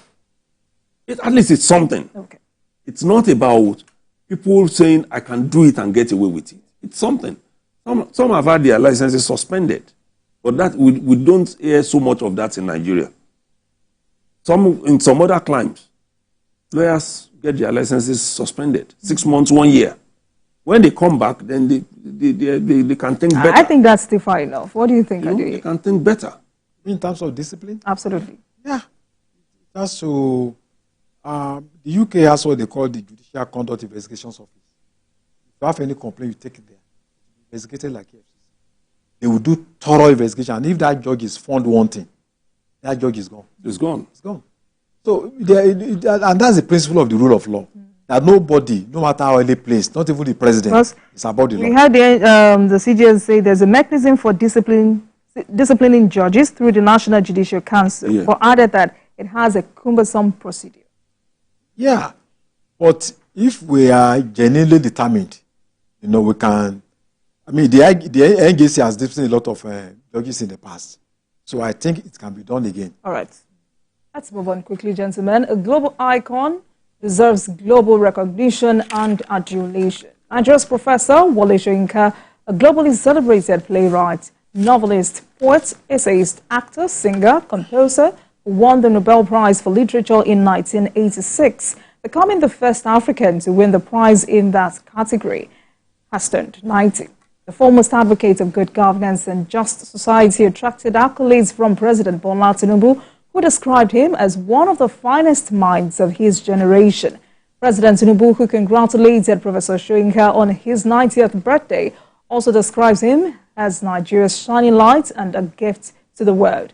In his honor, the federal government has renamed the National Theatre in Ogun, Lagos as the Wole Soyinka Center for Culture and the Creative Arts. Dr. Let me start with you. Happy birthday to Professor Wole Soyinka. Happy birthday to Prof. As I was driving here, I thought to myself, any journalist who has not been privileged to interview Prof or exchange emails with him or text messages, that journalist has missed it. Because what all Prof needs to do is just a one-liner, and you are made for the day. Your story is there. His words are loaded. It's left for you to be able to read in between. And the thing about Prof is, once he trusts your judgment, you are good with him. You are good with him.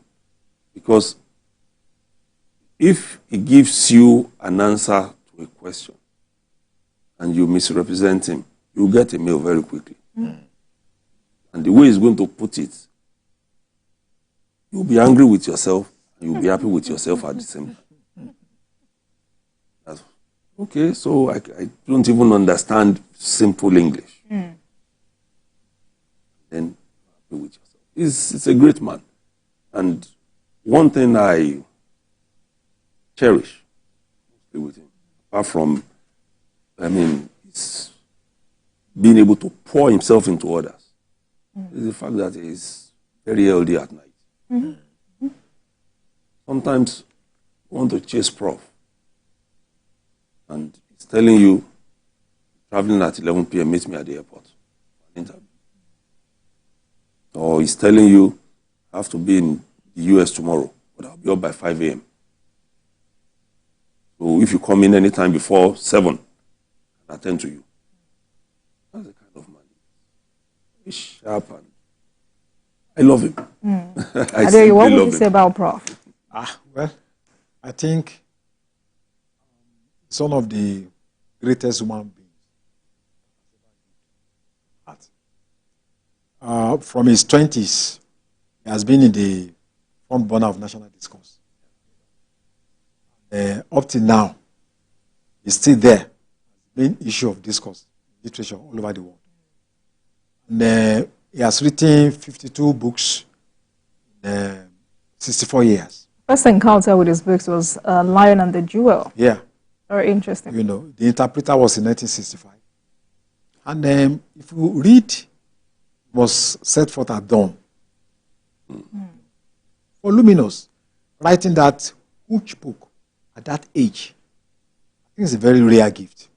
And if you have another opportunity to talk with him, at 90, he remains articulate, he remains sharp, he remains very smart. You know, I think he's a man of colors. He's an icon, you know.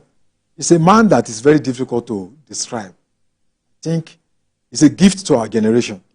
And I doubt if we can have two of such people in one generation. He's a very honest man. He dedicates his book to the fight against injustice. And he has been a victim of injustice himself, kept in solitary confinement for 2 years, you know, just because he wanted negotiation between Nigeria and Biafra. And at the time, he had to ride on Okada from Lagos to Benin Republic just because some people wanted to kill him. You can imagine a country that felt the next thing to do was to kill Professor Soyinka for that matter. So I think conferring the Nobel laureate on him in 1986, this was one of the things that was said. For his wide cultural perspective and poetic overtones, fashioning the drama of existence, that captures life of Soyinka. Who are criticizing him on social media, I'm sorry for them. If they know his history, they will know that this is a monument. And I'm happy that I presided over a conference about 2 weeks ago where he was given the award of a stainless steel generation. And I was also at the program, the media summit yesterday that was also built around with a lot of scholars from all over the world speaking about this great icon. So I'm happy at 90. Soyinka remains sharp and you know. All right, gentlemen, joining us for more discussion on this issue is a culture curator, communicator, and former editor at The Guardian, German and Nikolapo. Good afternoon to you, sir. Thank you so much for joining us this afternoon. Thank you. Good afternoon. Good afternoon to you. So, Prof is 90, and events are being organized to celebrate him. What is the significance of these events, not just for him, but for the country? Okay. Well, I think the statement made by my colleague who worked at The Guardian together, Wole Adeoye, and my other brother, journalist there, I think they've set the context in which you have to appraise Wole Soyinka and his contribution to public discourse, the way we put it. I think Wole touched on something about his traducers on social media. And we realized that what's happening is that they don't really understand the man, they don't know it. And it's been stated in so many places that this is one, I don't want to use the big word I will use, but this is one character who means well, but who is consistently misunderstood. Because most of the time when we fall into our ethnic enclaves, and when we fall into our prejudices, we tend to lose the sense of the occasion. So, Wole Soyinka is being introduced by those young people. In fact, I had the calls to call one of them to say, look, all the things you're saying about the man's contribution to national discourse, he has written about it. If there's anybody who has written so much about his life, about his character, about his public engagement, there's only one writer I can think of in Nigeria. He has 5 memoirs. 5. Ake, from the age 3 to about 9. He wrote Ishara, which was developed from the box of letters and communication he found about his father. Then he wrote about Ibadan, when his real political activism started. And then he wrote about You Must Set Forth at Dawn, not to talk of The Man Died. You know, all these books, if you don't read these books, you'll be so informed and you will not be commenting as a misinformed or miseducated or misenlightened person. So what we're doing, because I'm very central to the entire program, that we're bringing some of these things out just to be able to, educate and enlighten. That's what we have done. For instance, I'm speaking to you now from Freedom Park.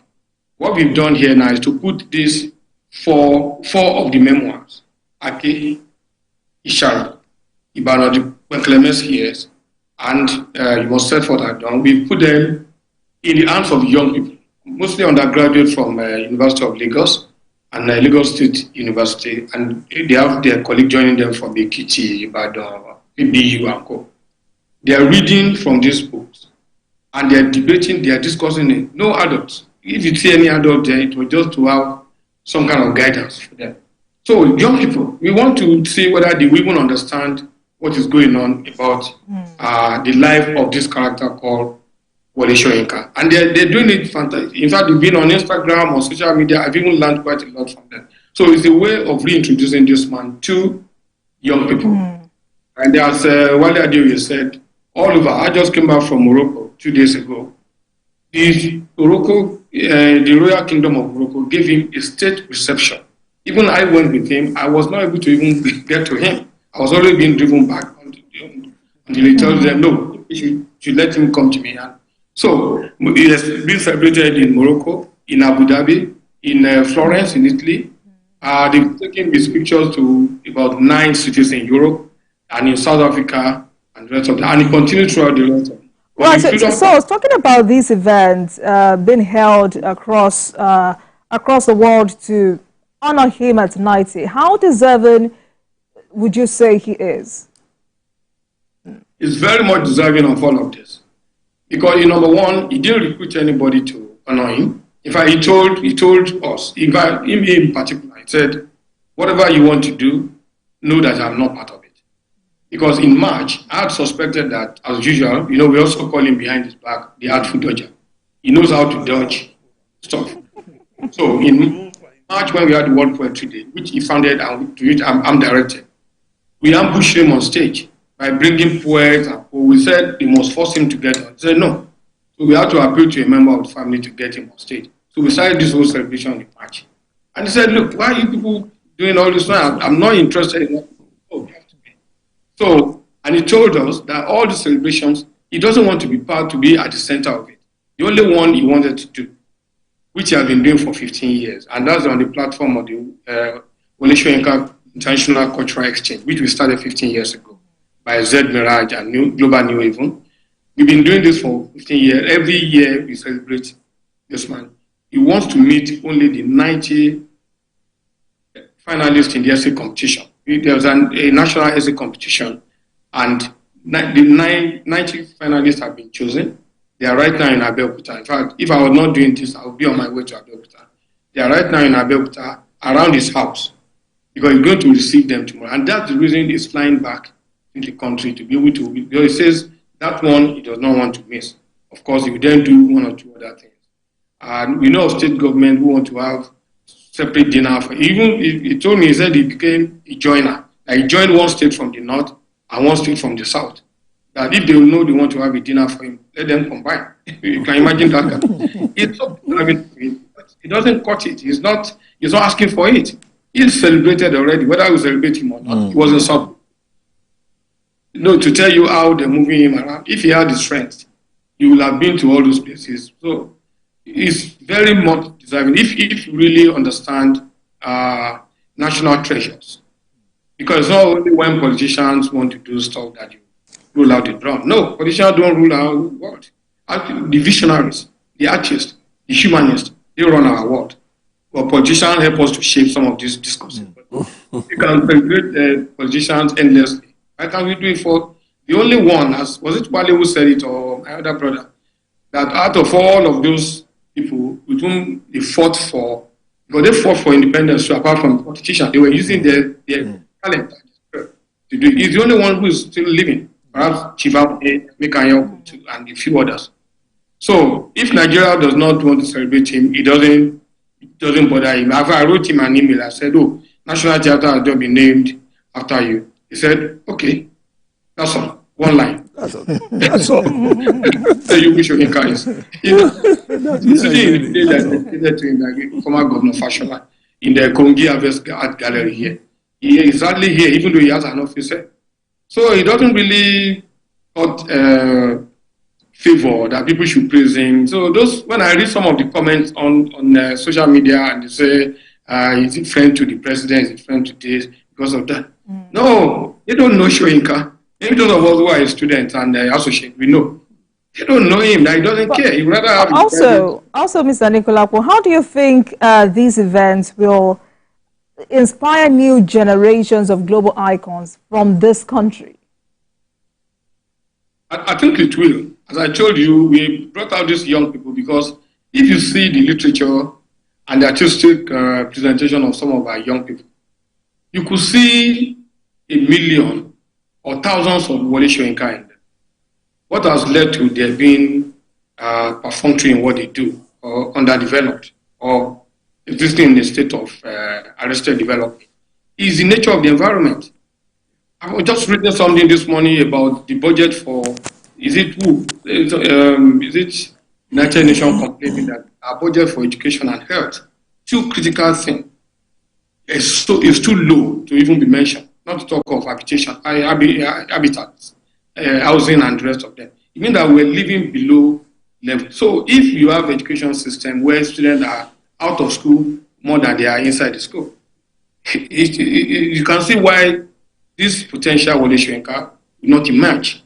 Some of the people who have emerged, who have become stars, is because, not because they drank a different blood. You either go outside to get legitimized, or you are just lucky. And we don't want to continue to have freak occurrences. We want to have a multitude of Wole Soyinka, a multitude of these great guys who have been blessed with skill and talent, and who can deploy this in the course of nation building. Because nation building is not only by serving in the Senate or being a governor. is by contributing your own quota from the resources that God has given to you. So that's what we think, that by celebrating Soyinka, we're actually celebrating all of us, every one of us, and we're not lamenting. We're just saying that, look, if you get this environment right, you produce a lot more. Look at what young Nigerians are doing in fintech, in technological world, in startups, and lots of them. Just give them the environment, empower them, educate them, enlighten them, and empower them. That's what my own organization, Committee for Relevant Art, that's what we stand for. And that's why we're bringing this young people, to let them get to read about the lives of Soyinka, which he has documented. One of the things that you mentioned now in passing has been this issue of our education. Because a lot of people, especially after the last election, felt that the major problem that those who went on social media and ranted against Prof was the fact that they weren't educated. And people feel that because of the language he used in communicating some of these things. Are you not worried? Because even in the media, this is happening, that we are perhaps losing this literature culture that we built from primary school with the kind of books that we read, and then secondary school, and then up. Are you not scared yourself that even in the media now, because you as editor, even before you became editor, you had a very strong hold on culture. But after the passage of your own generation, we are not seeing that in the newspapers again. What do we do? Where do we go from here? Yeah, thank you very much. Number one, I'm no longer an editor. I stopped being editor 11. I left the service of the Guardian. Yeah. There are times when I tell myself that if I was still in the newsroom, and I think Wole can speak to my temperament as an editor, I'm not sure I would have been able to survive the current newsroom. Because gatekeeping saying that. I would not have survived. I don't want to say I committed, what do you call it now, professional suicide. I where I dance in the nightclub and carry drum and act on stage. Fortunately, I studied theater, So I would not have been able to survive.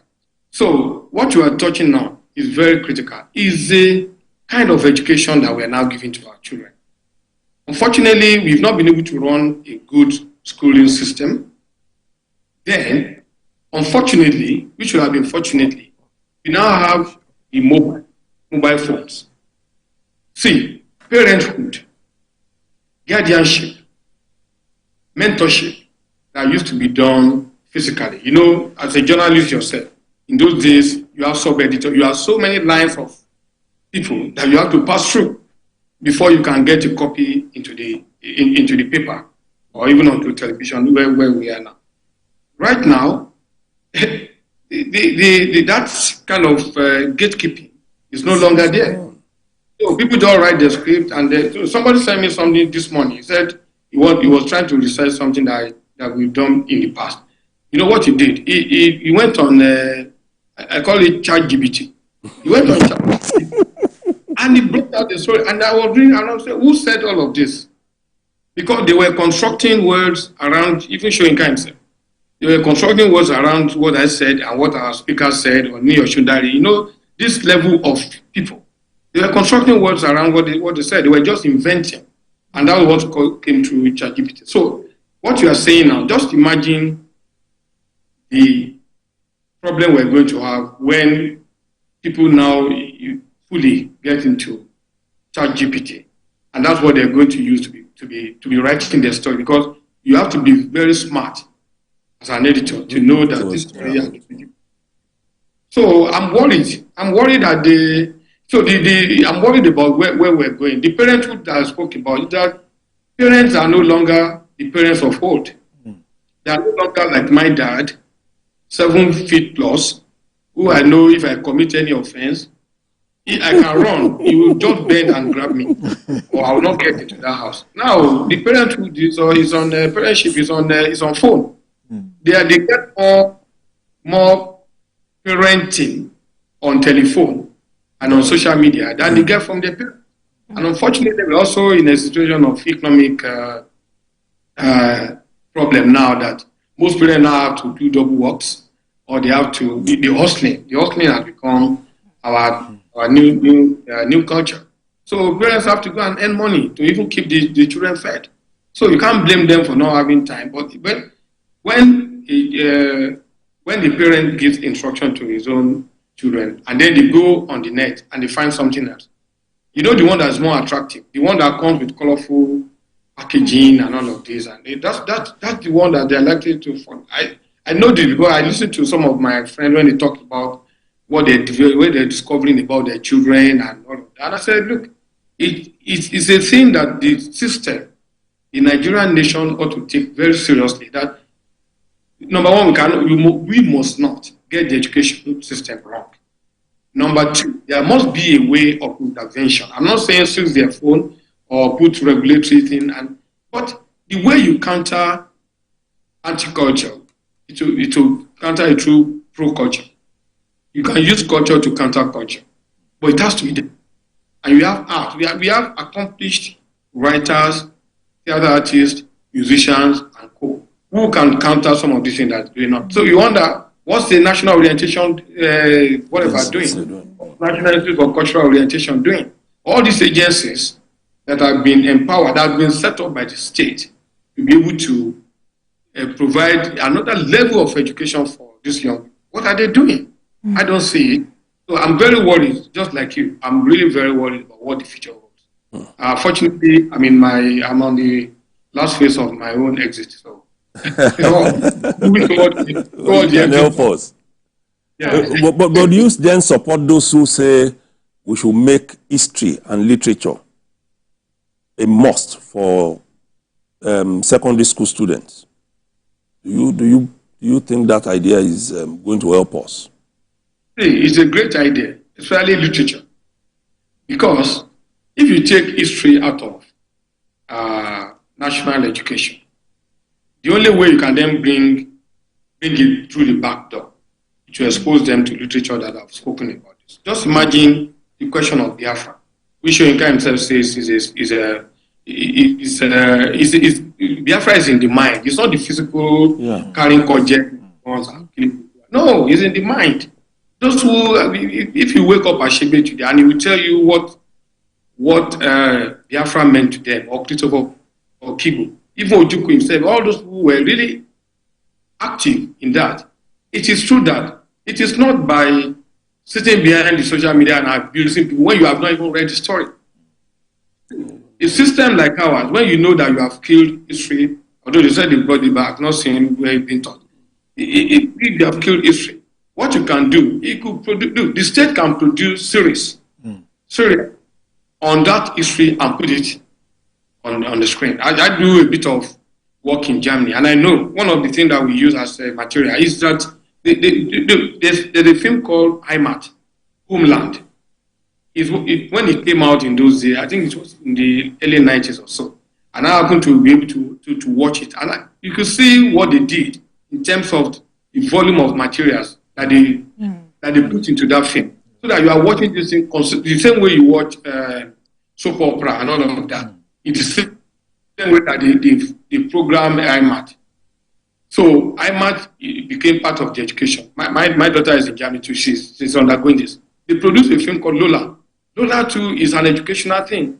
Sponsored by who? By the state, through the agencies that they formed. We're not saying the presidency should do it. We have agencies, the education ministry, Ministry of Environment, Ministry of this. These are the kind of, but it has to be deliberate action. Yeah. All right, so, after a road was named after him in Abuja, President Tinubu followed that up by naming the National Theatre Igomu, Lagos, after him. How significant is that? Well, I'm sorry to say that sometimes the government has to be very careful the way they communicate things. Number one, if you check the street name after him, he first of all named this people. The contention by some of us was that why will you remove somebody's name, especially a name from the north, and replace it with a southern? Even with all the optics was wrong. Eventually, they discovered, because the communication, sometimes I'm confused on who is doing what in the communication team of the president. The first president said, the whole bully. I'm confused, honestly. I'm confused. The two of them are friends. He said he's the whole Bolivar. So we were going to contest that. I mean, in our own way. Then they said, no, it's a street corner that. So I don't even know where that is. Look at the national charter. Now, if you check on social media, the good intention of the president is being misunderstood. Now, because the first statement, which came out on Twitter or somewhere, said the national charter. Only for people to start that center, but national data has a name, including that being Wole Soyinka Center, Wole Soyinka this or that. In other words, in fact, national data is not called Center for Culture and National Creativity. So where is that? I now read a post by somebody who is in government who said, look, there's a unit in the national theater that is called that name, that is called Center for Culture and Entrance D of National Theater.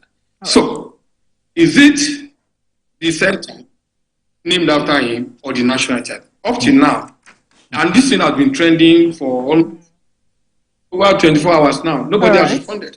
All right. So you can't be creating this kind of confusion anymore. All right. Yes. All right, Mr. Nikolapo, we have to let you go, but thank you so much for joining us this afternoon. We've been speaking with Jaman and Nikolapo, culture curator, communicator, and former editor at The Guardian. Thank you so much for joining us. One of Nigeria's finest journalists. Yeah. One of Nigeria's finest journalists. Thank you so much for joining us. And once again, happy birthday to Professor Wole Soyinka. Thank you so much. Gentlemen, we have to go. But quickly, do you see Prof slowing down at 90? Oh. I think he's one of those who will die standing. I don't see him doing that. All right. It's not slowing down. All right, then. As we speak. It's been an interesting conversation today. Thank you, gentlemen. Dr. Oladipo and Adewale Odoye, thank you so much for joining us in the program. Thank you, everyone, for watching. That's all on Journalist Hangout on Sunday. Join us tomorrow for the regular episode of the program at 5 p.m. You can watch the repeat broadcast of this episode tonight at 11:30. We are on YouTube at youtube.com/TVC News Nigeria. I am Olajumoke Olatunji. Bye for now, and God bless Nigeria.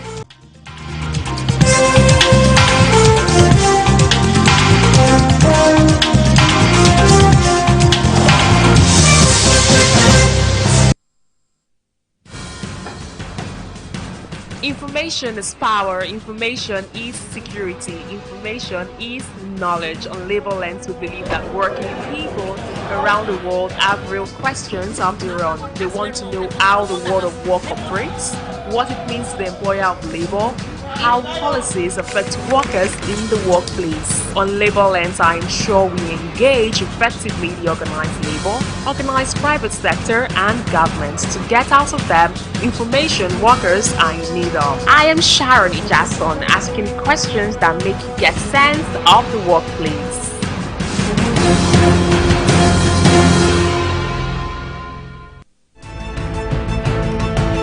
You're watching Beyond 100 Days with Nifemi Oguntoye. President Tinubu, since he assumed office, we are on our way to progress. 6 out of the 8 APC federal lawmakers. I have a movement structure that's going to take back our party in Enugu State. Because this one I'm seeing is tales by moonlight. It's not working. So I'm wondering what you think, or who you think can stop him now. He doesn't own the party. One of the causes of inflation is because people cannot go to the farm. The government still needs to do more so that people can eat. I believe what we're clamoring for is more responsible use of social media. Not that people just go in there and think that they can say anything to anybody. Tinubu is not one who believes in the same thing. I mean, he wants to get it done. He will face it. He will get it done. Yes, the president, from inception of his administration, focused squarely on diversifying the economy and driving in investments to, cushion the effect of everything that we've seen, ranging from COVID-19 to the global commodity shocks, global financial crisis, and all of that. I was privileged to have worked under a governor who believed in the system, who also built up the system, and I'm going to do the same. All right, that's our show today, everyone. Thanks for being a part of it.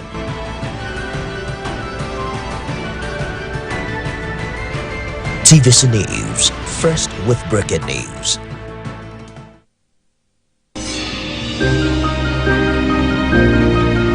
Sometimes It's the story that calls. At other times, the people just want to be heard. School, I need students, but I need teacher. Can't continue like this. Their voices re-echoing through time itself. We haven't done anything. If the tide is high, everybody run for safety.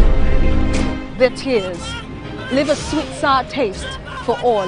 Their demands, a familiar call beckoning for change. In our world, no one expects a disaster to happen. But when it does, we'll be there to x-ray all sides, from the east to the west, north and south. Community Forum will examine the oddities and challenges to economic development, as well as issues yearning for government intervention. Watch fresh episodes of Community Forum on Sundays by 9:30 p.m. only on TVC News. The TVC News at 7 and the TVC News at 10 are not like any other news broadcast. It's the big news hour, the hour for the big breaking stories. So we've got some of the best reporters on the field, taking you through as it happens. It's fast-paced, hard-hitting, with investigations that matter. bringing in news that affects your life. With sport, entertainment, and business news, so you don't miss a thing. Experience resourceful coverage with depth. Everything.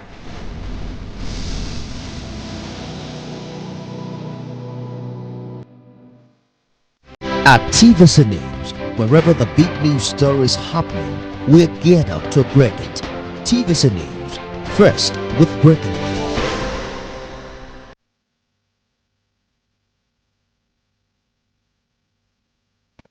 You and Your Health with Dr. Richard Okoye, now on TVC News every Sunday by 3:30 p.m. Hello, my pleasure to welcome you today. It's going to be a two-phase kind of experience because we have a tragedy, of course, which has happened over and over again, but this one happened right there in our National Assembly on a very important personality. You know, I've said over and over again that when people die, they don't just die as an individual. I have a big brother here, left for work in the morning, unfortunately, while carrying out his duty, maybe for whichever request, he couldn't continue. And the family got a news that their dad that left house in the morning is no more. Friend, it's not just as we watch it on television. A lot much more than that. As he is down today, perhaps still in mortuary, so also the destinies of many, ranging from the wife, the children, loved ones, those he may have in school, and those that also dependent on him, the fate of their dream and a lot of things around them, even school, may not be guaranteed as it stands now. The reason why saving one person, even from what you will get today, I can tell you, you are saving a nation even without knowing. And that's why what we're going to do today is going to be like, let us together fight for the life of any of us, particularly in a situation I will demonstrate to us today. As our custom has ever been, why not call someone right now to tune into this registration? You don't know where the person is. It may be in National Assembly now. Call them to know what to do before something do them. Do that, I'll be right back. You and Your Health with Dr. Richard Okoye, now on TVC News every Sunday by 3:30 p.m. Welcome back. You are still on You and Your Health. I remain your friend, Dr. Richard Okoye, the president of Doctors Save a Life Foundation, a non-governmental organization with a clear vision of giving total health to the people of Africa through the power of knowledge. One thing is that we are optimistic, and I'm going to show you a lot of things, also ranging from what we're going to get today. We are optimistic that by next year, that is 2025, Nigerian life expectancy will sporadically go up. Let us not analyze that for now, but it's something that's going to happen also with the aid of technology. Why we are making this effort educating people, and if you have followed this very program over and over again, we are giving emphasis to the heart. That life begins and ends with the heart. Where it stops, it becomes unfortunate. And we are all thrown into mourning on one of our senior colleagues, friend, dad, just went to work in the morning. And he was called upon to make the presentation. The content we were not told. And only in the process of that, he requested, I need water. Somebody said, take tea. Before you know it, the game was up. All right? So it becomes necessary and as well a burden to us for us to be in position at least give certain insight into what happened vis-a-vis what we could do, number one, to prevent this kind of stuff. And is there anything, irrespective of your professional know-how, that you could be able to do in your house, do in your office, do in your public place where you happen to be right there when this kind of situation happened? It's a painful thing in this very country, but we are optimistic that there should be a better tomorrow, where it has been that our health remain our least of priority. But let today, please, be able to let you know that the death of these ones, just falling and dying as night, has become a routine, while on exercise, while so many people keep dying. They are preventable, at least to a very large extent. And how would that be? Let's first of all ask ourselves, what could be responsible for this? And as a matter of fact, if you have been a student of this particular program, by now you could be able to analyze what went wrong. And we have been able to establish, yes, somebody can collapse this very way, but depending on the reaction, this very person may, number one, may have hypoglycemia. Hypoglycemia in the sense that it may be a diabetic person. We are not giving it because the video ended here. He may be diabetic, and at the point of being that diabetic, maybe he took his drug in the morning.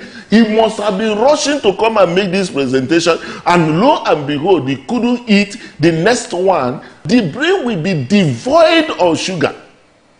I can tell you, if there be less than 3 millimole of glucose to the brain or oxygen deprived to the brain, within 5 minutes that very person will collapse. So we were not told whether he's diabetic, whether he's on his drug or not, but whatever happened, that such is a possibility that hypoglycemia may have brought this referral. Now, one of the things that also could have happened in this kind of a thing is what is called vasospasm.